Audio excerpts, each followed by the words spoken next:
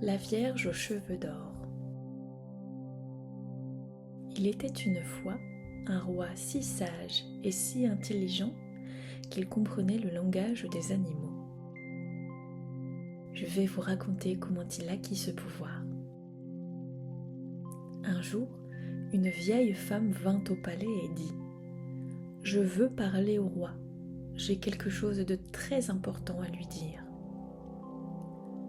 Quand elle fut admise en sa présence, elle remit au roi un poisson étrange en lui disant : « Majesté, faites cuire ce poisson et mangez-le. Quand vous l'aurez avalé, vous comprendrez tout ce qui se dit chez les oiseaux du ciel, les animaux qui marchent sur la terre et les poissons qui vivent sous les eaux. »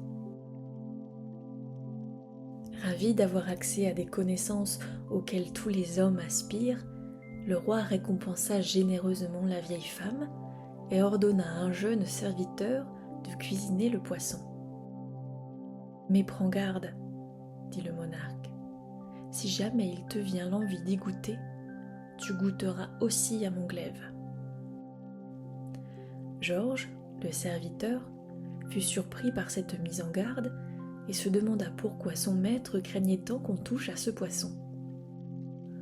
Alors, il l'examina attentivement et pensa : « Jamais de ma vie je n'ai vu un poisson aussi bizarre. Il ressemble plus à un reptile qu'à un poisson. Bon, où serait le mal si j'en prenais un petit morceau ? Tout cuisinier goûte au plat qu'il prépare. » Quand le poisson fut frit, le cuisinier en goûta un bout, et comme il prenait un peu de sauce, il entendit un bourdonnement dans l'air et une voix qui lui parlait à l'oreille. « Laisse-nous goûter une miette, laisse-nous goûter un peu, » disait-elle. Il regarda autour de lui pour voir qui prononçait ces paroles, mais il n'y avait que quelques mouches bourdonnant dans la cuisine. Au même moment, quelqu'un dans la cour parla d'une voix dure et saccadée. « Où allons-nous nous installer ? Où ?» Et quelqu'un répondit : « Dans le champ d'orge du meunier. » Georges se retourna pour voir d'où provenait cet étrange dialogue, et il ne vit qu'un jar volant à la tête d'un troupeau d'oies. « Je sais maintenant pourquoi mon maître attachait tant de valeur à ce poisson, et pourquoi il voulait être le seul à y goûter. Quelle chance! J'ai bien fait d'en prendre un bout. » Georges savait désormais qu'en mangeant un morceau de poisson, il avait appris le langage des animaux. Aussi, après en avoir pris encore un peu, il alla servir le reste au roi, comme si de rien n'était.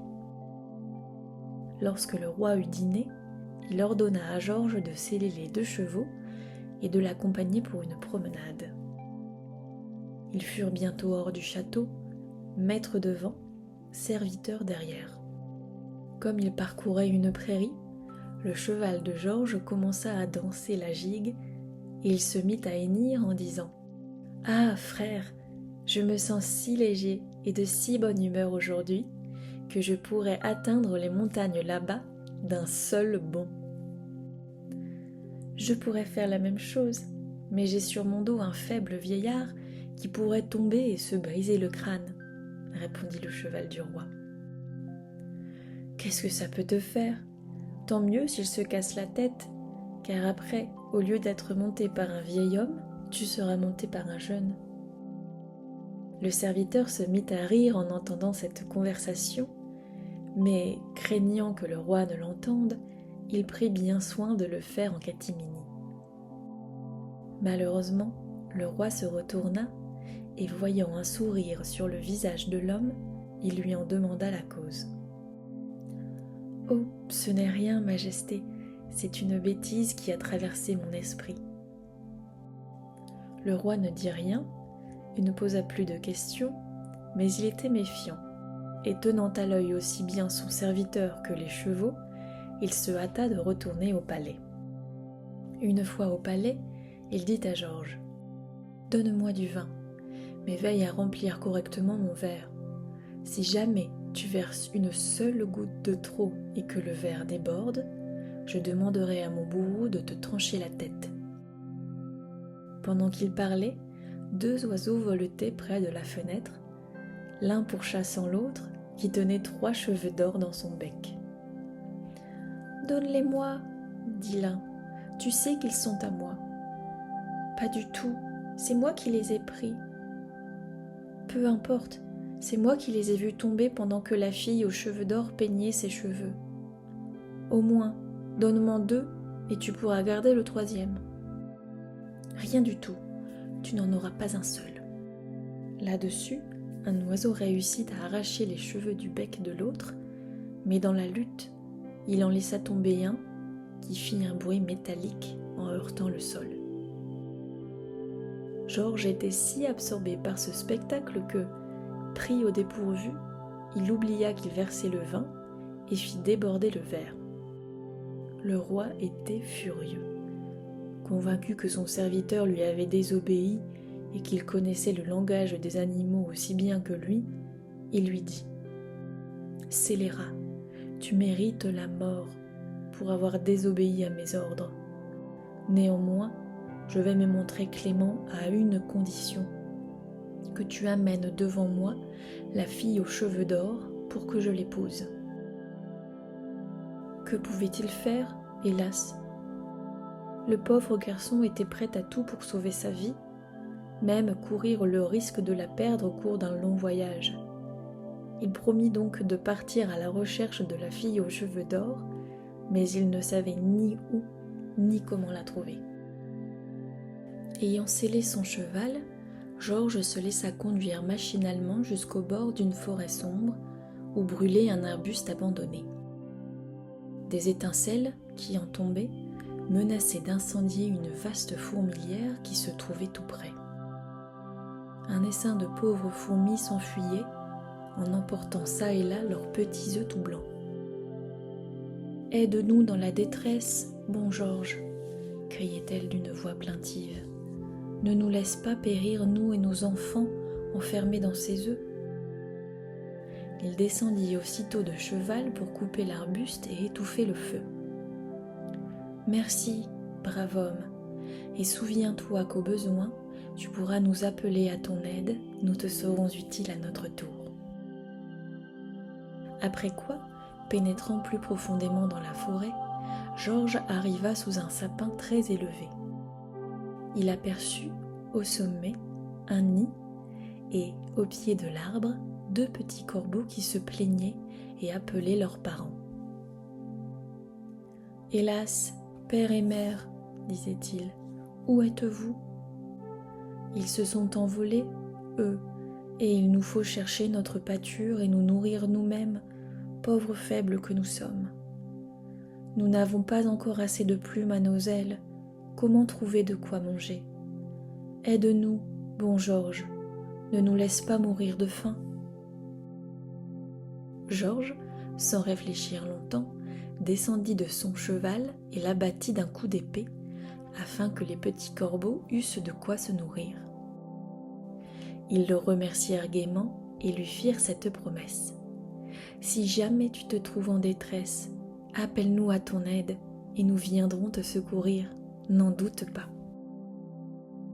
Ensuite, Georges, obligé de voyager à pied, marcha longtemps dans les forêts. Après les avoir franchis, il aperçut devant lui une mer vaste et qui se confondait avec l'horizon.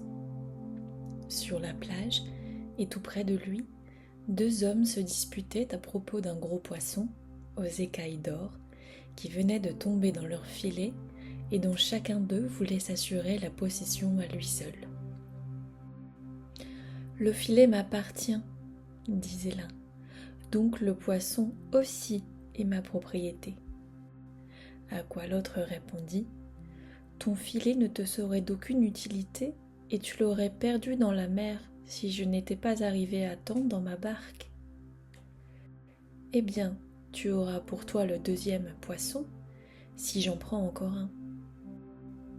Et si tu n'en prends pas, non, donne-moi celui-ci et le produit de ta 2e pêche sera pour toi. » « Je vais vous réconcilier, » dit Georges en les accostant. « Vendez-moi ce poisson, Je vous le paierai bien, et vous vous en partagerez le prix par moitié. » Là-dessus, il leur donna tout l'argent dont le roi l'avait pourvu pour faire le voyage, tout sans en garder une seule pièce pour lui-même. Les pêcheurs se réjouissaient du gros bénéfice qu'ils avaient réalisé, et Georges laissa le poisson tomber dans la mer. Le poisson, tout heureux de sa délivrance inespérée, plongea et disparut dans les flots. Puis il revint à la surface, sortit la tête et dit : « Toutes les fois où tu auras besoin de mon aide, appelle-moi, et je ne manquerai pas de te prouver ma reconnaissance. Au revoir, Georges. »« Où vas-tu ? » demandèrent les pêcheurs. « Je vais chercher une épouse pour mon vieux maître. Son nom est la Vierge aux cheveux d'or, mais je ne sais pas où la trouver. »« Si ce n'est que cela, nous pouvons bien te renseigner, » répondirent les pêcheurs. « C'est la princesse Zlatovlaska, fille du roi, dont le palais de cristal se trouve sur cette île que tu vois là-bas. Tous les matins, à l'aube du jour, lorsque la belle Zlatovlaska peigne ses cheveux d'or, l'éclat qui en resplendit va se répandre et se refléter sur le ciel et sur la mer. Veux-tu aller voir cette île ? Nous t'y conduirons gratuitement, parce que tu nous as réconciliés d'une manière aussi habile que libérale. Seulement, une fois arrivé dans le château, fais bien attention et prends garde de ne pas confondre la princesse en question avec ses sœurs. Elles sont au nombre de 12, mais il n'y en a qu'une seule aux cheveux d'or. » Georges, après avoir atteint les rivages de l'île, se rendit au château de cristal. Sans préambule, il demanda au roi d'accorder la main de sa fille Vlaska au prince qui l'avait chargé de cette mission. « Je la lui donne, » dit le roi, « mais à condition que tu obtiennes cette faveur au prix de labeurs que je t'indiquerai moi-même. Tu auras 3 tâches à remplir ici pendant 3 jours consécutifs, d'après mes ordres. Aujourd'hui, tu peux aller te reposer pour te remettre de la fatigue de ton voyage. » Le lendemain, le roi dit : « Ma fille aux cheveux d'or avait un tissu en perles fines. Le tissu s'était défait et les perles se sont dispersées et sont tombées dans les herbes hautes qui recouvrent la prairie verdoyante. Va ramasser toutes ces perles et qu'il n'y en manque aucune. » Georges se rendit à la prairie qui était large et se prolongeait à perte de vue. Il s'agenouilla et se mit à marcher au milieu des touffes d'herbe et des broussailles. Depuis le matin jusqu'à midi, il chercha sans avoir réussi à trouver une seule perle. Enfin, il s'écria : « Ah, si j'avais ici mes bonnes fourmis, elles pourraient me venir en aide. »« Nous voilà, jeune homme, nous sommes à tes ordres, » répondirent aussitôt les fourmis, arrivant Dieu sait d'où et comment, et courant tout autour de Georges. « Que demandes-tu ? Je dois recueillir des perles dispersées dans cette prairie, et je ne puis en voir aucune. Voulez-vous bien m'aider ? Attends un peu, nous allons les recueillir toutes. » Et il ne fallut pas attendre longtemps. Elles lui apportèrent un tas de perles retrouvées parmi les herbes. Quant à lui, il n'avait que la peine d'enfiler les perles une à une en les rajustant sur le tissu.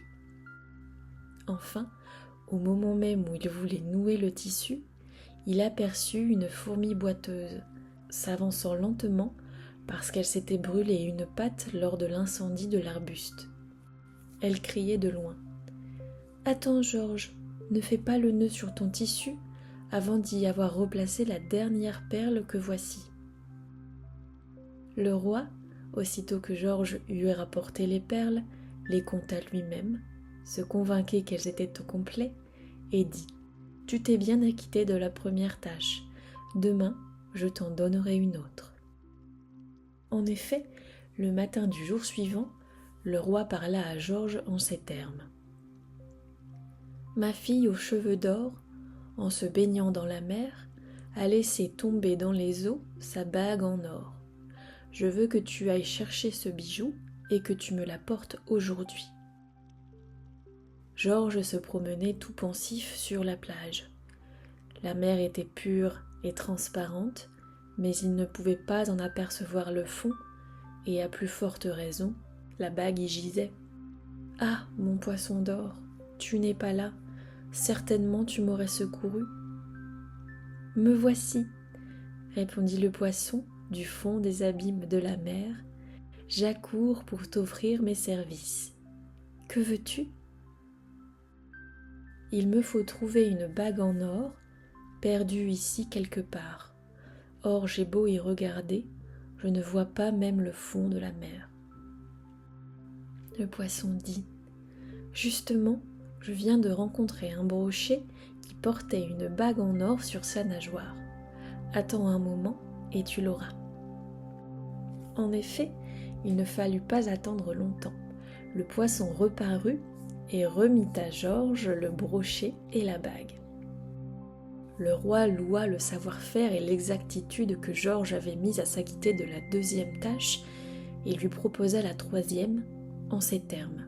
« Si tu désires que j'accorde la main de ma fille aux cheveux d'or au prince qui t'envoie chez nous, tu dois m'apporter de l'eau de la mort et de l'eau de la vie.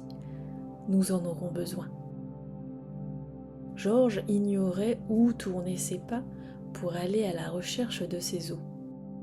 Confiant dans la protection divine, il suivait machinalement le mouvement de ses jambes, marchant çà et là au hasard, jusqu'à ce qu'il arrive dans une forêt sombre. Il soupirait en se disant : « Ah, si mes corbeaux se trouvaient ici, ils m'aideraient peut-être. » Tout à coup, il entendit quelque chose faire du bruit au-dessus de sa tête. On ne sait trop ni comment ni d'où arrivèrent les deux corbeaux en croissant. « Crac, crac, nous voici prêts à te secourir. Que veux-tu ? » ?»« Il me faut de l'eau de la mort et de l'eau de la vie que je suis incapable de trouver moi-même. » »« Nous saurons bien où les trouver, nous. Attends un moment. » Chose dite, chose faite. Les corbeaux revinrent, portant au bec chacun une petite gourde, dont l'une contenait de l'eau de la vie et l'autre de l'eau de la mort. Georges, enchanté de la réussite de ses démarches, rebroussa chemin pour retourner au château. À l'extrémité de la forêt, il aperçut des toiles d'araignées suspendues entre deux pins. Au milieu d'elles, une grosse araignée dévorait une mouche qu'elle venait de tuer.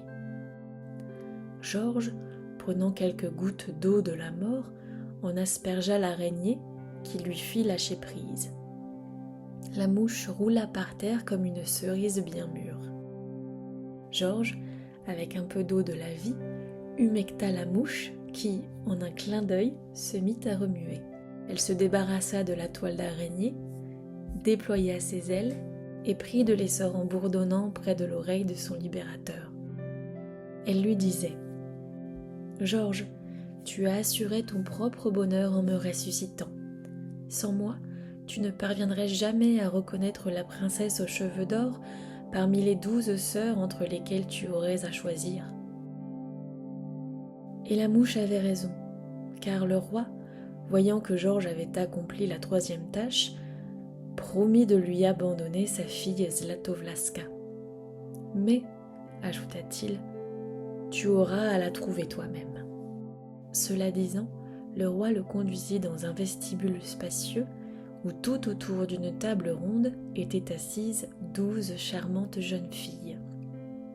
Chacune d'elles portait une espèce de coiffe en toile blanche comme de la neige qui cachait soigneusement toute la partie supérieure de la tête et retombait jusqu'à la terre. Les yeux les plus exercés n'auraient jamais pu deviner quelle était la couleur des cheveux ainsi couverts. « Voici mes filles, » fit le roi. « Une seule parmi elles a les cheveux d'or.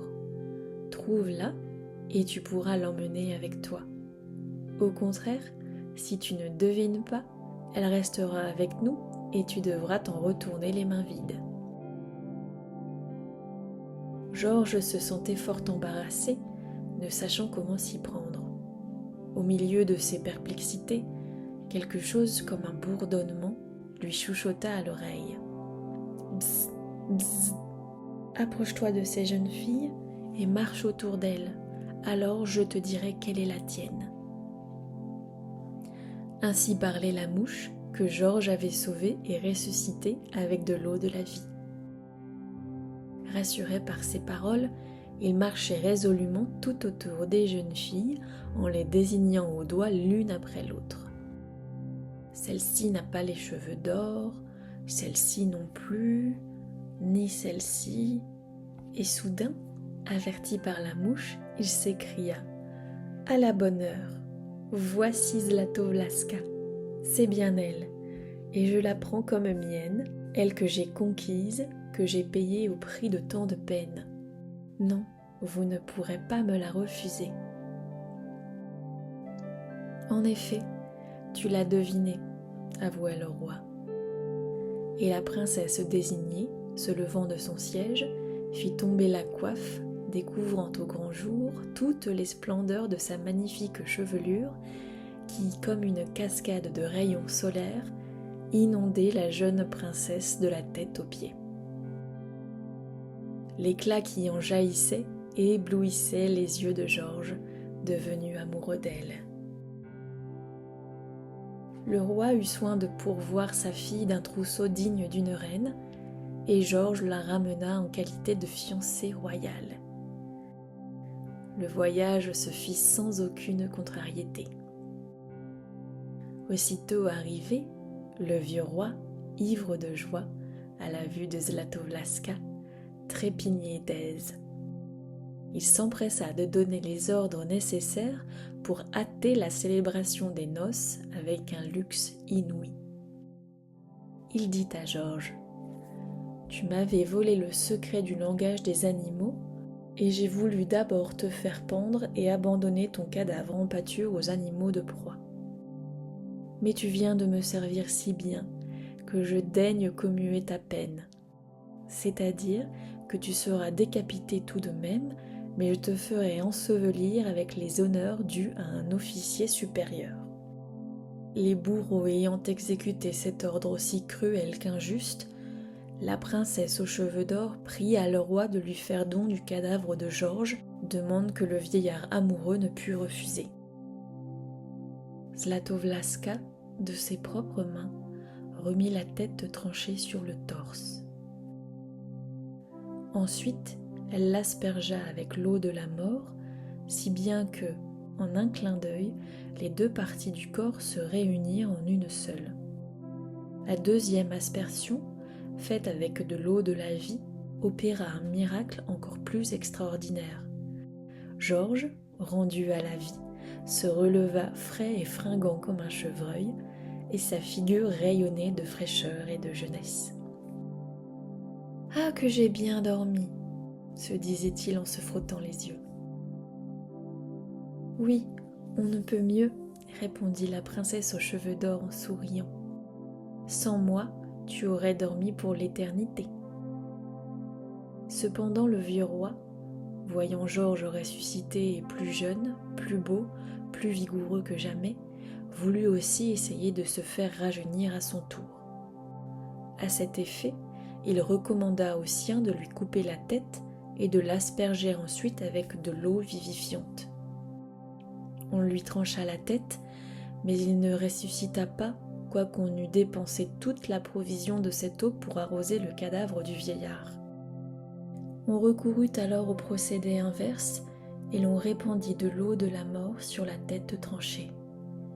Mais on ne réussit qu'à demi, car bien que la tête et le torse se fussent rejoints, le cadavre ne put ressusciter faute de l'eau de la vie. Personne ne pouvait s'en procurer, à moins de comprendre le langage des animaux, comme l'avait fait Georges. On finit donc par le proclamer roi, et la princesse aux cheveux d'or régna avec lui.